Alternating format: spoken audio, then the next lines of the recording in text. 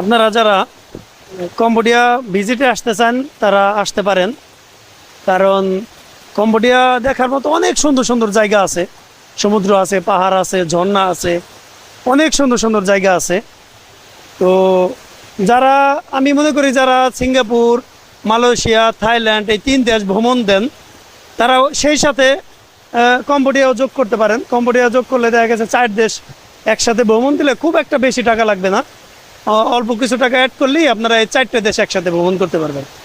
তো আমি মনে করি যারা এই 3টি দেশও ভ্রমণ করেন সাথে এই কম্বোডিয়াও ভ্রমণ করলেন, কারণ কম্বোডিয়া দেখার মতো অনেক সুন্দর সুন্দর জায়গা আছে। আজকে আমরা আসছি হচ্ছে আমাদের বাসা থেকে 10 কিলোমিটার দূরে একটি ঝর্ণা।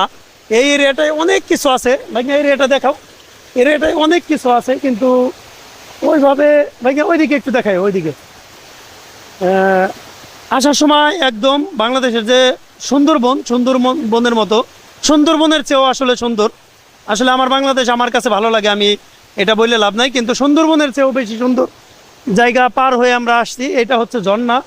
তো আপনারা যারা চান অবশ্যই সিঙ্গাপুর, থাইল্যান্ড, মালয়েশিয়া ভ্রমণের পাশাপাশি কম্বোডিয়া ভ্রমণ করতে পারেন। কম্বোডিয়া ভ্রমণ করার জন্য অনেক সুন্দর জায়গা, এবং এই দেশের মানুষ, এই দেশের জনগণ অনেক মানে কি বলে ওটাকে, অতিথি আপ্যায়ন প্রিয়। এরা প্রচুর ভালোবাসে, ফরেনার যদি কেউ আসে তাদেরকে প্রচুর ভালোবাসে, অনেক মূল্যায়ন করে, খুব ভালোবাসে।